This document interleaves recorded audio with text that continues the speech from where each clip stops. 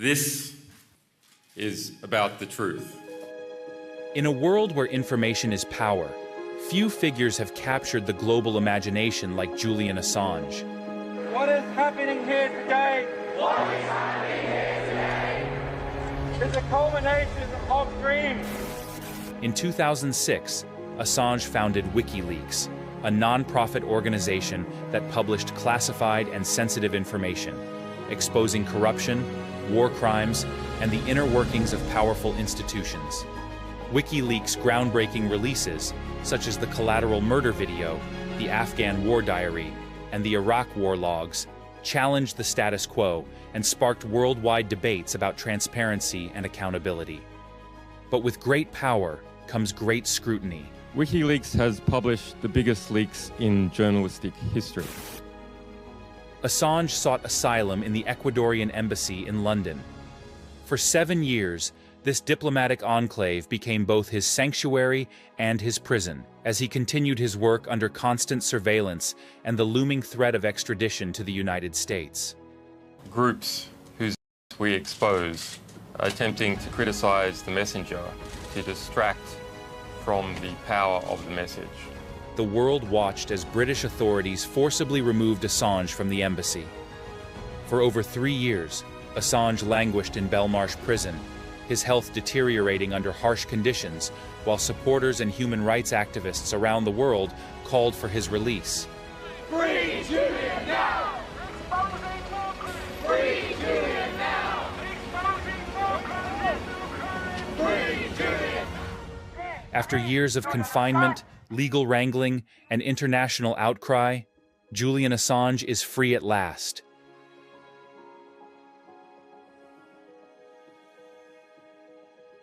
His journey has inspired a generation of activists and journalists, igniting a movement that continues to challenge the powerful and defend the powerless.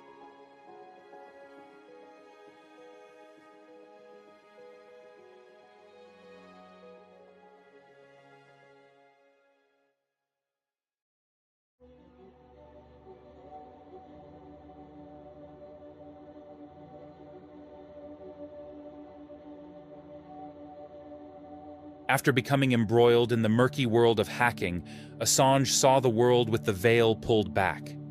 Eyewitness to the contradiction between public statements and the truth that lay on the servers in the back room, Assange looked to change the status quo.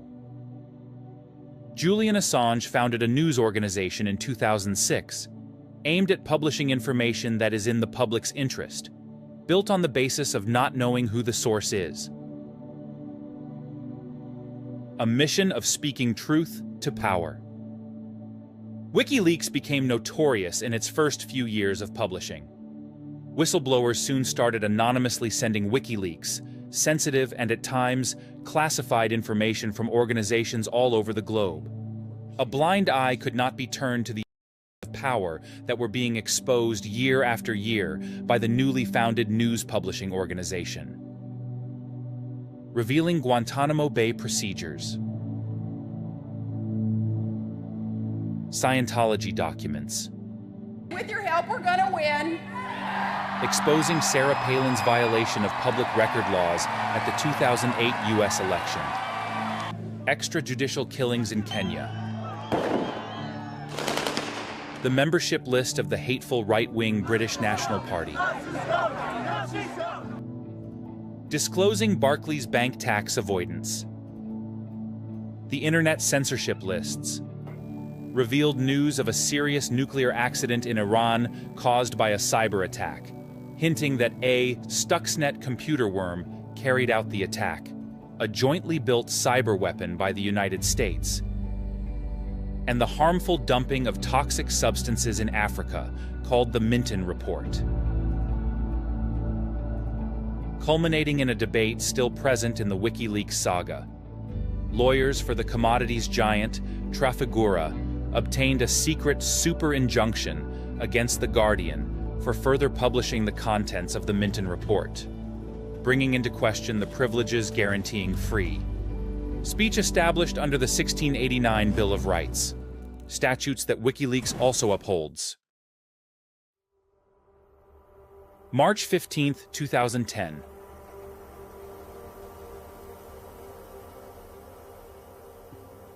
WikiLeaks publishes a 32-page report on themselves conducted in secret by the United States Department of Defense for exposing human rights violations in Guantanamo Bay, the U.S. equipment expenditure, and the battle over the Iraqi town of Fallujah.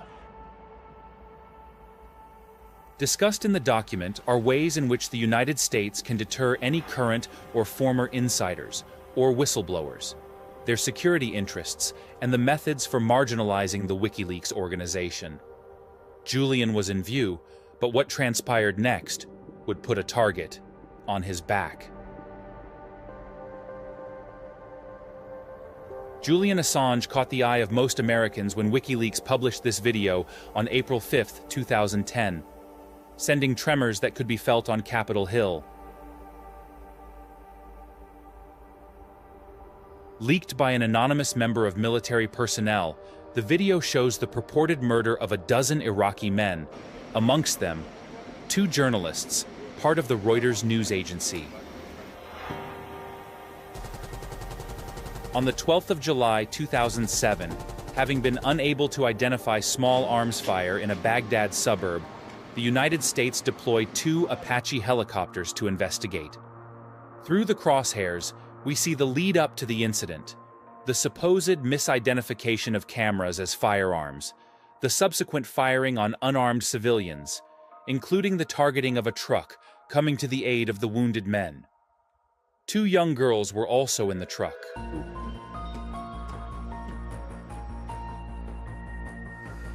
Some of the morning papers. So this is The Guardian from this morning, 14 pages about this topic. Also concurrently in Der Spiegel, 17 pages. The New York Times, I'm not sure how many, International Herald Tribune, and I believe the Telegraph also has it. July 25, 2010, nicknamed the Afghan War Diary. WikiLeaks releases over 92,000 documents to The Guardian, The New York Times, and German publication Der Spiegel, disclosing friendly fire and civilian casualty incidents in the war in Afghanistan between 2004 and 2009, the scale of which can be compared to the 1970s Pentagon Papers. There's no doubt in my mind, we'll bring Al-Qaeda to justice, peace or no peace in the Middle East. We're familiar with groups whose we expose attempting to criticize the messenger, to distract from the power of the message. We have tried hard to make sure that this material does not put innocents at harm. 4 days later, a 1.4 GB insurance file was added to the page. Fearing that Assange or WikiLeaks were in danger, the decryption for the insurance file would be released if either got in harm's way. I'm often asked this question: what is the most single damning revelation? What is the thing that is easily capturable? The single event, the single personality, the single mass killing. But that is not the real story of this material. The real story of this material is that it's war. It's one damn thing after another. It's clear that it will shape an understanding of what the past 6 years of war has been like, and that the course of the war needs to change. The manner in which it needs to change is not yet clear. It is the most comprehensive history of a war to have ever been published during the course of a war. Intelligence analyst Chelsea Manning, formerly Bradley Manning, was arrested on May 27, 2010. By March of 2011, Manning was charged with 22 violations, the most serious of which was aiding the enemy, punishable by a death sentence. Concerns by the Obama administration fueled political debate on the basis of stolen government property and the unredacted disclosure of Afghans acting as informers, potentially putting lives at risk. WikiLeaks held back on releasing all of the files in order to review and redact the sources of the information. WikiLeaks, in an attempt to morph the method, requested help from the Pentagon and human rights groups to aid in redacting the names, but received no assistance. Right over here. Where are we here? Yeah, right here. The monumental leak was surpassed by what the Pentagon described as the largest leak of classified documents in U.S. military history, dubbed the Iraq War Logs. The release made in October 2010 by Assange's WikiLeaks disclosed just under 400,000. Because we don't have much time, I won't speak for long. But this disclosure is about the truth. Philip Knightley, the great investigative reporter, an Australian who for the past 30 or 40 years has made the UK his home, said that the first casualty of war is the truth. But the attack on the truth by war begins long before war starts and continues long after a war ends. In our release of these 400,000 documents about the Iraq War, the intimate detail of that war from the US perspective, Iraq, as we can see, was a bloodbath on every corner of that country. The stated aims for going into that war of improving the human rights situation, improving the rule of law, did not eventuate. In any human disaster, finding out who died and how they died is the overriding public concern. But 7 years on, the public does not have a full account of the terrible human cost of this ongoing Iraq war to the Iraqi people. What we have instead is an incomplete patchwork of stories, pictures, and data gathered by different organizations for different purposes, often published one day and forgotten the next.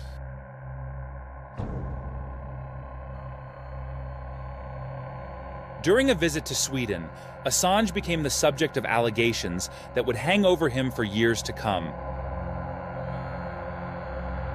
2 women claimed to have been by Assange. Questioning ensued, only for the case to be suddenly closed. Julian was allowed to leave the country. 1 week later, the investigation is reinstated. Looking to resolve the issue, Assange asks to be interviewed before he leaves the country, but was told he may leave without one. Some months on, after crossing the Swedish border, authorities issued an Interpol arrest warrant, ordering the detention of the man who'd exposed wrongdoings around the globe. Assange's next battle, to fight an extradition hearing to be sent back to Sweden, fearing a further extradition to the United States, where he faces possible life imprisonment or the death penalty.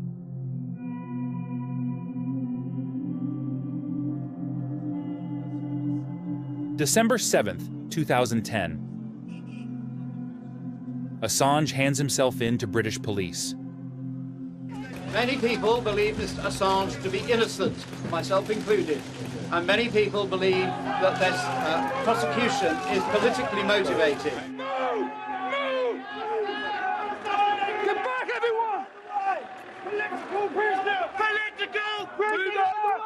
I think he's got a chance, yes. I fancy them, I do. I don't think it's open and shut. At this point, I'm not convinced that he has committed a crime in the United States.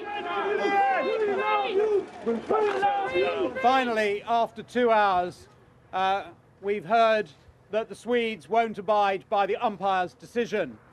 They clearly will not spare any expense but to keep Mr. Assange in jail. This is really turning into a show trial.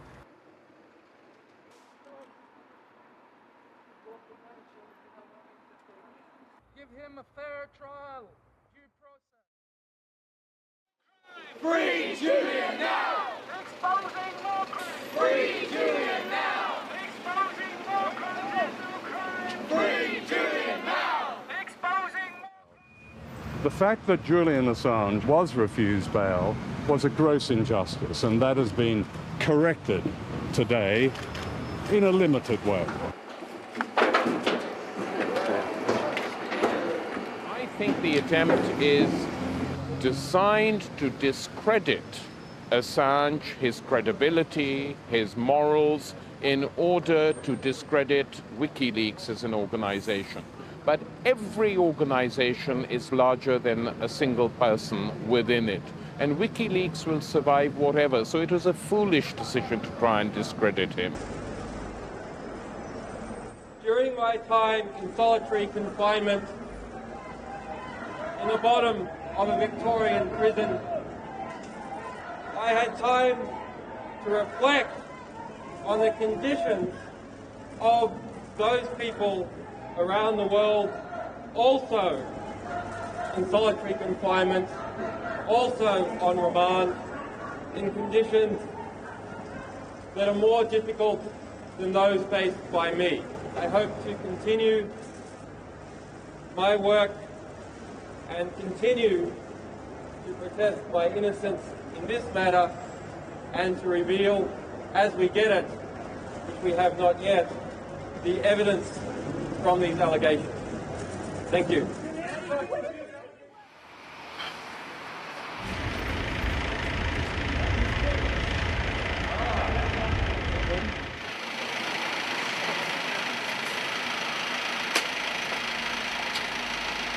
I don't have too many fears about being extradited to Sweden.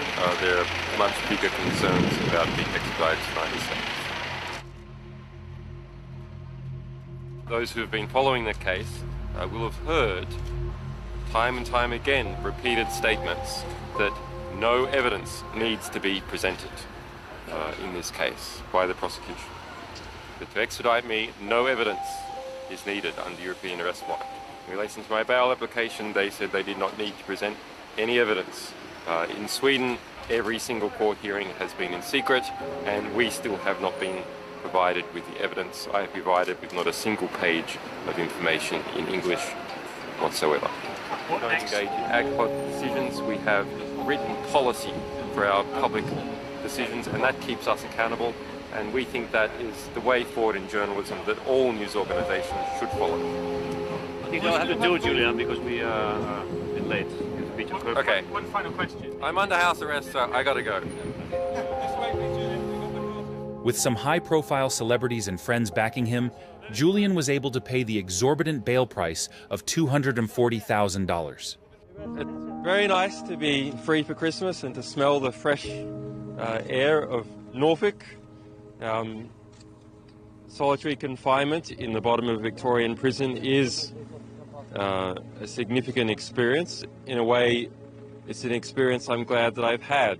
I've never been in prison, but I think it is important for every journalist actually writing about serious matters to be in a prison, to understand what it is like for people in prison around the world. Clearing my name is not the highest task I have. The highest task I have is to continue on with my work. We have also heard today from one of my US lawyers, yet to be confirmed, but a serious matter, that there may be a US indictment for espionage for me coming from a secret US grand jury investigation. The backdrop for the world's most wanted house guest, the picturesque Norfolk Manor, that is, Ellingham Hall.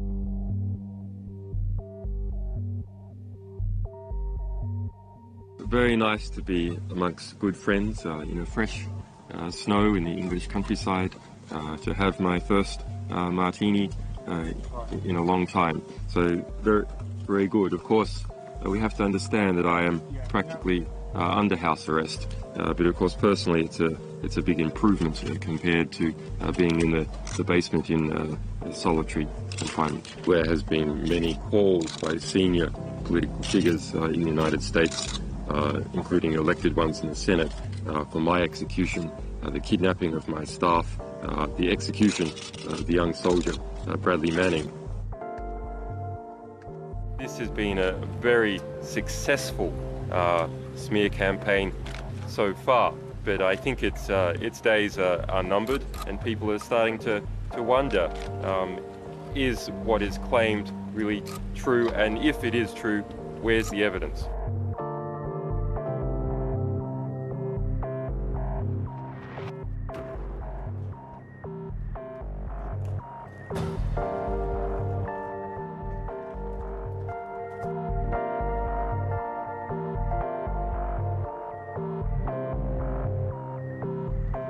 For the past 5.5 months, we have been in a condition where a black box has been applied to my life. And on the outside of that black box has been written the word.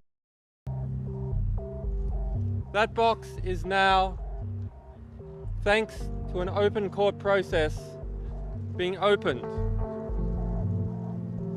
And I hope over the next day we will see that that box is in fact empty and has nothing to do with the words that are on the outside of it. I challenge you, Marianne Nye. Marianne Nye, come to London, come on Friday, subject yourself to the cross-examination by Geoffrey Robertson QC. In relation to my WikiLeaks work, which of course is a separate topic, it goes on, it continues. Every day we are publishing serious content around the world, and especially about the Middle East. And that gives me great heart, as does the ongoing support of the world for my staff and our mission. February 2011 marks the first loss in Assange's quest to quash the extradition. What we saw today at Belmarsh was a rubber stamping process that comes as no surprise, but is nonetheless wrong. That is releasing footage of a helicopter gunship massacre of 2 Reuters journalists. A rubber stamping process that is a result of a European arrest warrant system run amok. There was no consideration during this entire process as to the merits of the allegations made against me. No consideration or examination of even the complaints made in Sweden. And of course, we have always known that we would appeal. We have always known that in all likelihood we would have to appeal. Congratulations from an Irishman. I hope you win. I hope you win. Where we hand you. I hope you win. Congratulations. Keep fighting on. Let's stand up to criticism. Well then, Julian. Julian.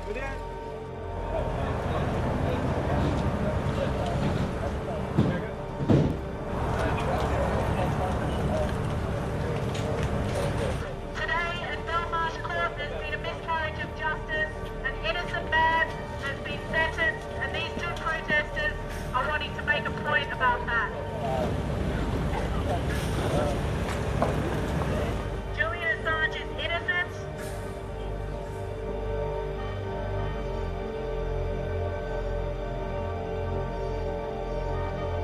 Manning's case, it's very clear the U.S. government is trying to crack him open with this solitary confinement by causing emotional devastation. I think they're trying to get him to issue a confession or a false confession so they can link him to Julian Assange. The new charges are very interesting. Mr. Manning has now spent 10 months in solitary confinement, first in Baghdad, then in Kuwait, and now in Quantico, Virginia in the United States. Amnesty International has condemned his treatment, and there are a number of calls for inquiry into it. The charges themselves, these 22 new charges, include a charge which labels him as passing information to an enemy. The naive reading of the charges would have that enemy being WikiLeaks, i.e. a publisher. So the United States appears to be setting up these charges for two purposes.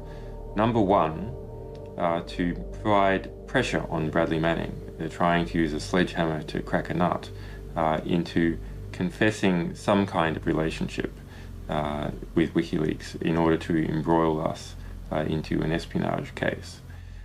The other purpose of these charges is to spread across a spectrum of different types of criminality. They've been trying to crack Bradley Manning for months by making his conditions worse and worse. There's been a number of complaints by his lawyers about that matter, and Amnesty International has complained about his treatment. Bradley Manning is not speaking.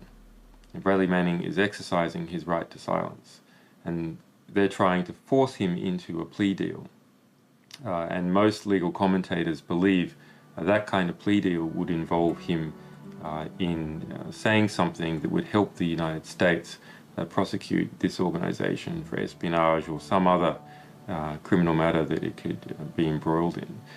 So that is wrong. You know, the requirements given by some of those charges is that WikiLeaks is the enemy of the United States, that a publisher is the enemy of the United States. And nothing in our 4 years of publishing shows that that is in any way true. We publish from all countries who come to us. We are not an enemy of the United States, and it is an against Mr. Manning and an against us to suggest otherwise. WikiLeaks has published the biggest leaks in journalistic history. This has triggered aggressive retaliation from powerful groups. Since the 7th of December 2010, an arbitrary and unlawful financial blockade imposed by the Bank of America, Visa, MasterCard, PayPal and Western Union has destroyed 95% of our revenue. It came as part of a concerted US-based political attack that included vitriol by senior right-wing politicians in the United States and high-level calls for the assassination of WikiLeaks staff and myself personally.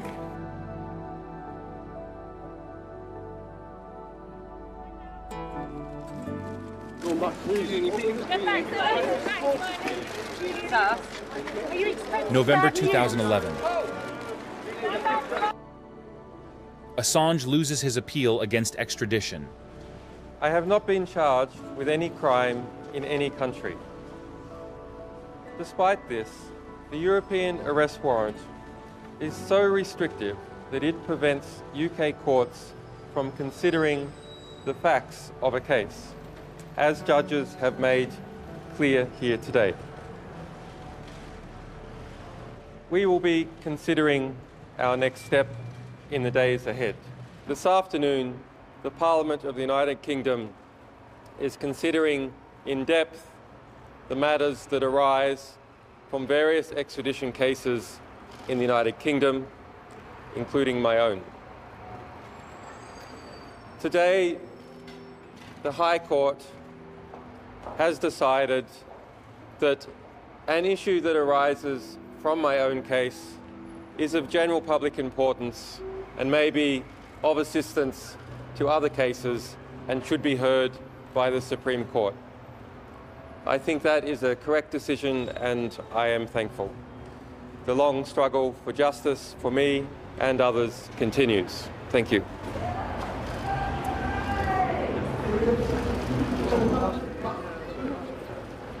The case is destined for the highest court in the land.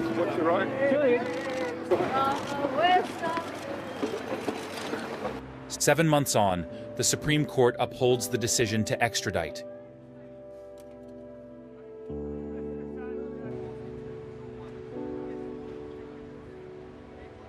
It makes the law, to me, seem rather shabby, actually, and I'm not talking about simply because they found against Assange. It is their arguments, which are not based on what MPs understood the law to be when they passed this extradition legislation in 2001. June 2012. Fearing an extradition to the United States from Sweden for his alleged crimes of procuring classified information, Mr. Assange breaches his bail conditions by walking up the steps of the Ecuadorian embassy, taking refuge inside, giving Assange assurance he could not be detained by British police as long as he doesn't set foot outside.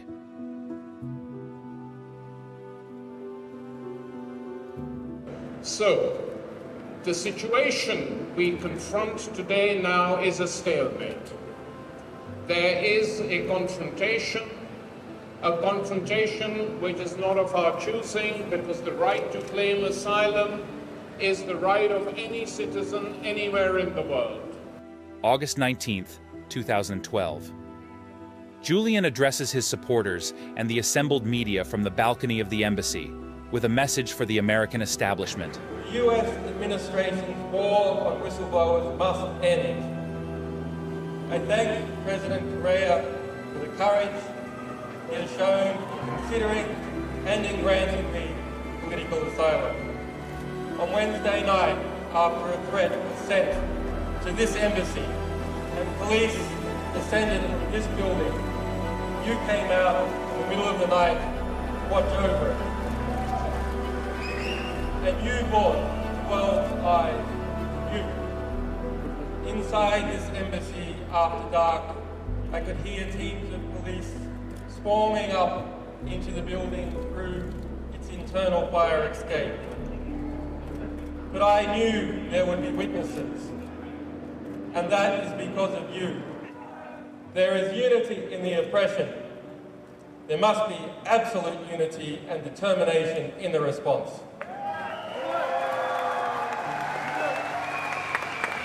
Thank you.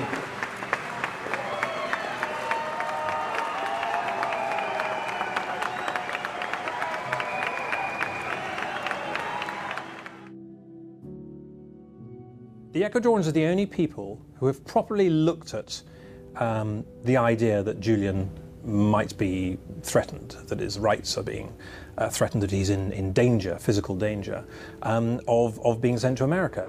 We will not allow Mr. Assange safe passage out of the United Kingdom. We seem quite incapable of appreciating and acknowledging that in London, Julian Assange has gone to an Ecuadorian embassy and he has got political asylum. And I think that there's an opportunity to reflect on that. And if we are really the tolerant people that we think we are, we should do that. 6 months on from breaking bail, with Christmas fast approaching, Assange addressed the crowds from his window once more.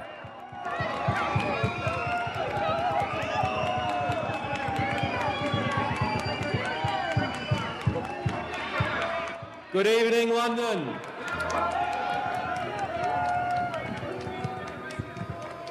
What a sight for sore eyes. 6 months ago, 185 days ago, I entered this building. It has become my home, my office, and my refuge. I came here in summer. It is winter now. I have been sustained by your solidarity, and I'm grateful for the efforts of people all around the world supporting the work of WikiLeaks, supporting freedom of speech, freedom of the press, essential elements in any democracy. While my freedom is limited, at least I am still able to communicate this Christmas, unlike the 232 journalists who are in jail tonight. It is from the revelation of truth that all else follows. Our buildings can only be as tall as their bricks are strong. Our civilization is only as strong as its ideas are true.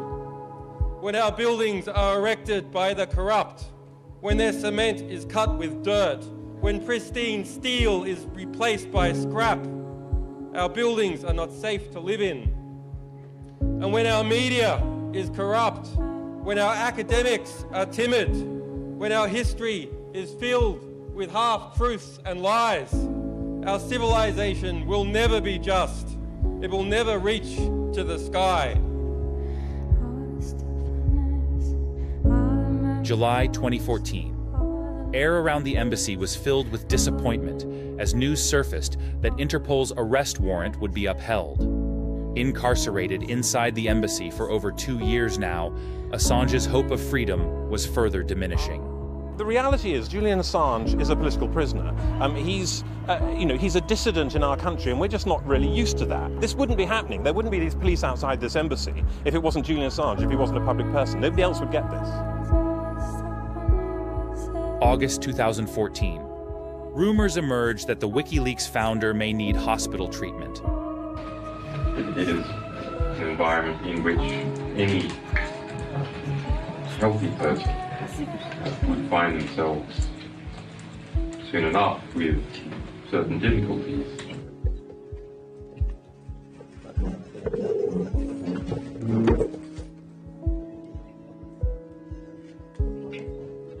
March 2015. After years of no progress, held up in confinement, Swedish prosecutors asked to interview Julian inside the embassy, only for it to be canceled a few months later, according to the founder of the whistleblowing publication.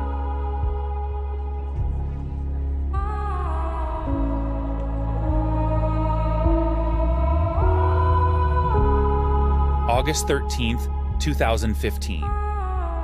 After the legal time limit had passed, 2 of the 3 sexual allegation charges were dropped. The more serious allegation remains.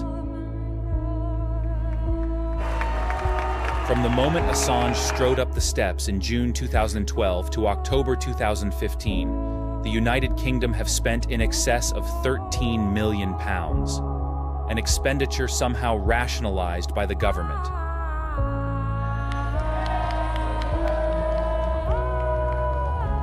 A small victory came to Assange in the form of recognition, having won UN backing. January 2016. A UN working group panel on arbitrary detention supports Assange. Good afternoon, everyone. So finally we have the verdict of the United Nations Working Group on Arbitrary Detention. And they issued a very detailed opinion which considers all arguments from Sweden and the United Kingdom.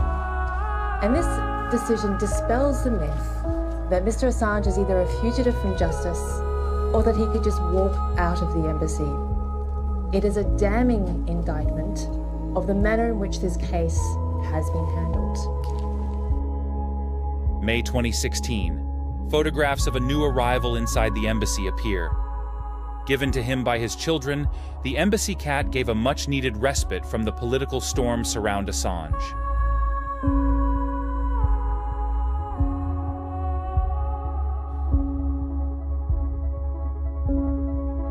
November 2016. Swedish authorities interview Assange in the embassy, lasting 2 days.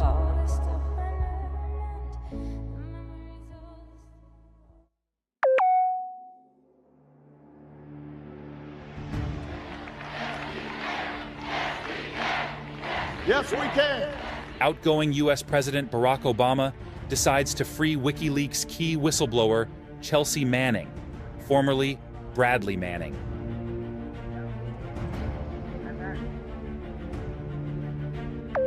January 19th.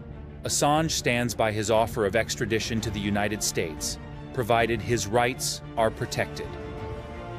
In 10 days, the world will witness a hallmark of our democracy. The peaceful transfer of power from one freely elected president to another. What are we going to do? We're going to make America great again. You watch. I'm the messenger. I'm just really the messenger. Although I've been a very good messenger, let's face it, right? I've been a pretty good messenger. January 20th. Donald Trump wins the presidency. In the lead-up to the election, Assange is cut off from the world, both physically and technologically. Ecuador cut the internet over fears he may have been meddling in the U.S. elections. April 21st, 2017. The new Attorney General, Jeff Sessions, sets his agenda declaring Assange's arrest is a priority. The persecution of him is completely wrong.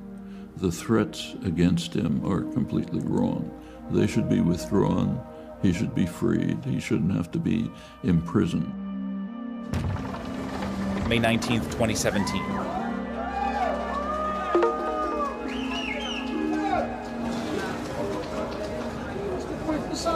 How do you feel? Today is an important victory for me and for the UN human rights system. But it by no means erases 7 years of detention without charge, in prison, under house arrest, and almost 5 years here in this embassy without sunlight. 7 years without charge, why my children grew up without me. That is not something that I can forgive. It is not something that I can forget.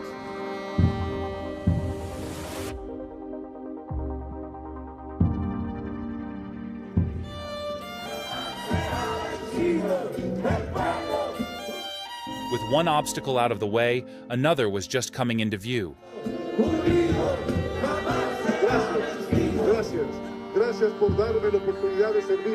With Lenin Moreno in power, who knew the fate of Julian Assange?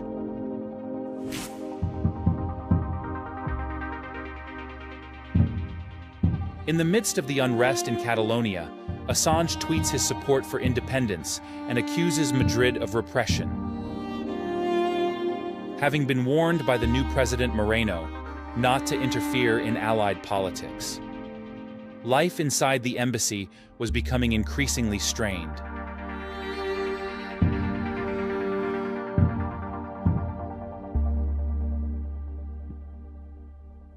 Still bereft of sunlight and cut off from the world, Assange spent some of 2018 in silence as noisy accusations of his ties to Russia's involvement in the 2016 US election were being constructed. March 2018. For the second time, Assange's internet access and communications are cut off, barring any connection to the outside world.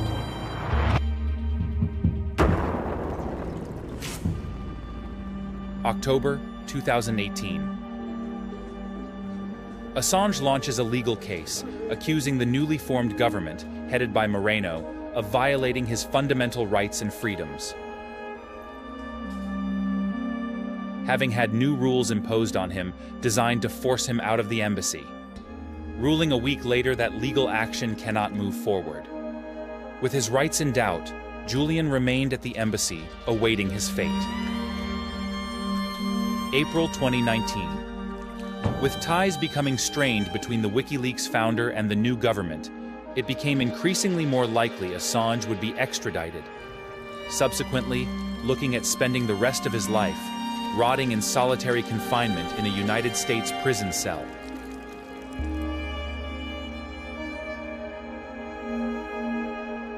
April 10th, 2019.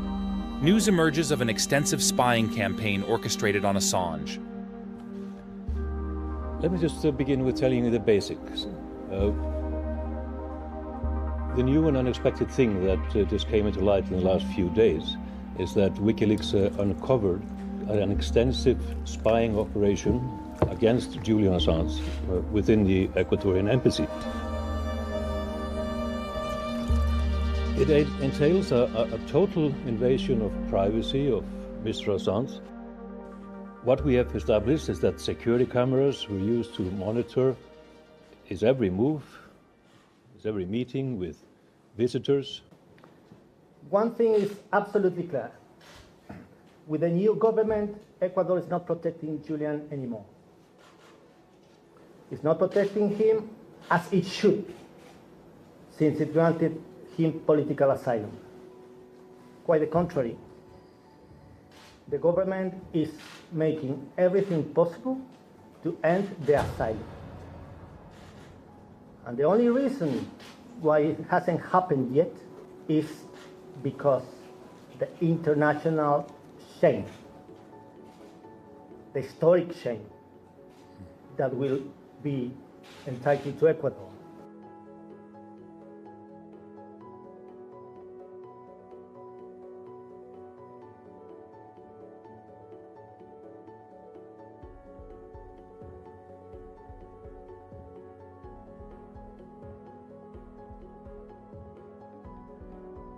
April 11, 2019.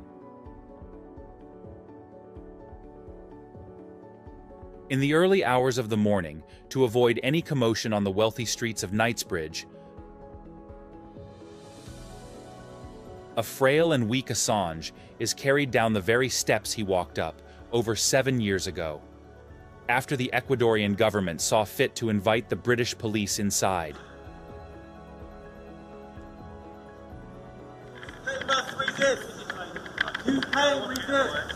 Seen on Ruptly.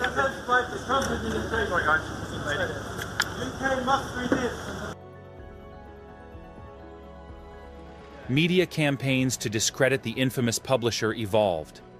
Leaked videos from inside the Ecuadorian embassy and comments made by Moreno's embassy staff on his personal hygiene gave the government enough ammunition to rid themselves of Assange, handing him over to the British police, a stark contrast to the government that provided his asylum.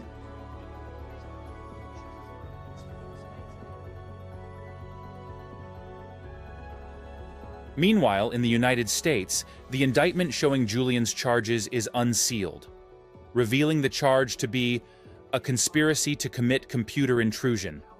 No new information is disclosed. Now, you have all probably heard about the indictment and the nature of the indictments, which I think are very revealing about the nature of this entire case. It is based, 17, as was pointed out, of the indictments on the Espionage Act, which is an archaic legal framework from the World War I period, and has never, in its 102-year history, been used against a publisher and a journalist. Never before. What is now going on is that the United States is, of course, furious. It's a furious elephant in the room, breaking everything. It's furious and it's violating a lot of fundamental rights.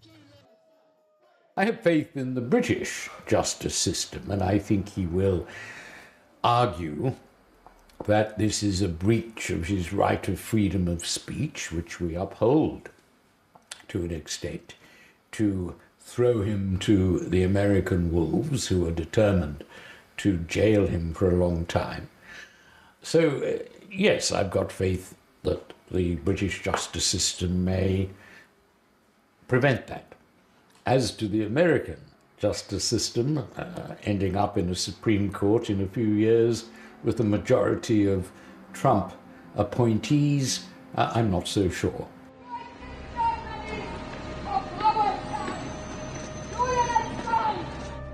May 1st, 2019.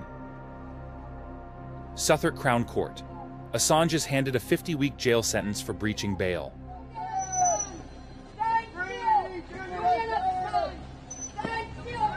To get a sentence only 2 weeks short of the maximum sentence is an outrage. It's almost double the sentencing guideline. And may I point out, just in comparison, that the so-called speedboat killer got 6 months for not showing up in court to hear his sentencing for manslaughter. But the fight continues. Tomorrow is the big fight, the start of the big and most important fight, to fight against the extradition of Julian Assange to the United States. What is at stake there? Could be a question of life and death for Mr. Assange. May 23rd, 2019. Assange is accused of 17 new charges brought forward by the Justice Department.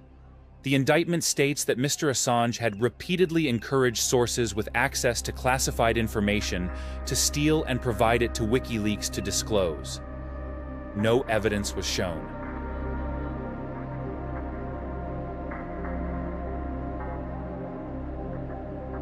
May 30th, 2019.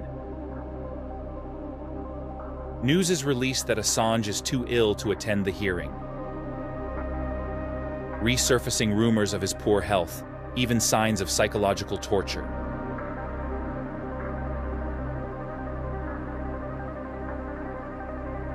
June 11th, 2019. United States submit an extradition request. Sajid Javid confirms and signs the request, setting up the extradition case in 2020, the very case he fears most. This deep disparity with the US is about to be laid bare when the courts decide whether the WikiLeaks publisher Julian Assange will be extradited to the US on charges of espionage for exposing war crimes, the murder of civilians and large-scale corruption. Will the Prime Minister agree with the parliamentary report that's going to the Council of Europe that this extradition should be opposed and the rights of journalists and whistleblowers upheld for the good of all of us? Prime Minister. Mr. Speaker, I'm not going to comment on any individual case, but it is obvious that the rights of journalists and whistleblowers should be upheld, and this government will clearly continue to do that. February 24th, 2020. Crowds gather at Woolwich Crown Court in support of the brave public.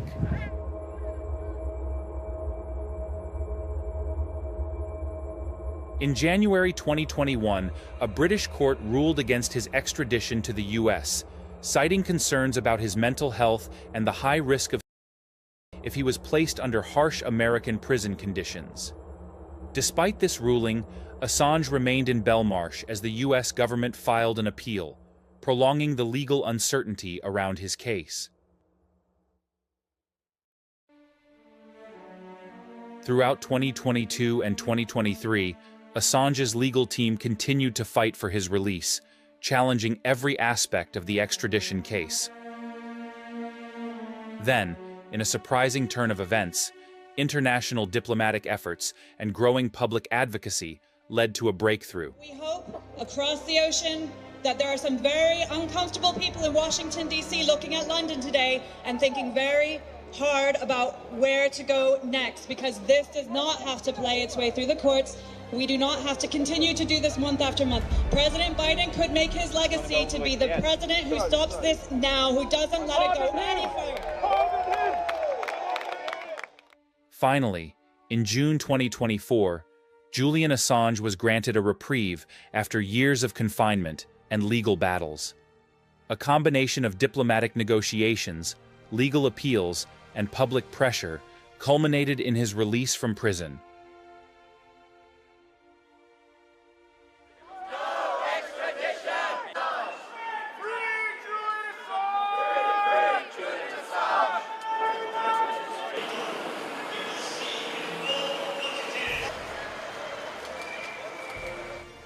Shifting political landscapes and changes in the U.S. administration's stance on whistleblowers and freedom of the press played a crucial role. The international community's growing consensus on protecting journalistic freedom further solidified the case for Assange's release. In order to win his freedom, Julian pleaded guilty to conspiracy to commit espionage for publishing evidence of U.S. war crimes, human rights and U.S. wrongdoing around the world. This is journalism. This is the criminalisation of journalism. And while the plea deal does not set a judicial precedent, it's not a court decision, the prosecution itself sets a precedent that can be used against the rest of the media. Following his release, Assange returned to Australia, where he has been focusing on rebuilding his life and health after years of confinement. The Australian government, while navigating diplomatic complexities, has provided him with the necessary support to ensure his reintegration into society. Since his return, Assange has remained a vocal advocate for press freedom and government transparency. He has engaged in several public speaking events and interviews, where he continues to highlight the importance of protecting whistleblowers and the free press. Assange has also been working on a memoir, detailing his experiences and the impact of WikiLeaks on global politics. Legally, Assange is still navigating a complex landscape. While he enjoys a reprieve from immediate extradition threats, his legal team remains vigilant, prepared to counter any renewed attempts to extradite him to the United States. Internationally, his case continues to influence discussions on the balance between national security and freedom of information. Assange's health has been a primary focus since his release. He has undergone several medical treatments to address the physical and psychological toll of his imprisonment. Public support remains strong, with numerous organizations and individuals rallying around him, ensuring that his voice continues to be heard.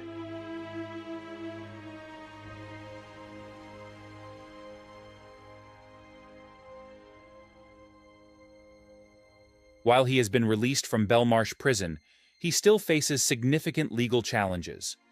The U.S. government may continue to pursue its extradition appeal, seeking to bring him to trial on charges of espionage and conspiracy to commit computer intrusion related to WikiLeaks' publication of classified documents. His future legal strategy will not only aim to ensure his personal freedom, but also to continue influencing these broader legal and ethical debates. As Assange and his legal team navigate these challenges, they will do so under the intense scrutiny of a world that remains deeply divided over his actions and their implications for democracy and transparency.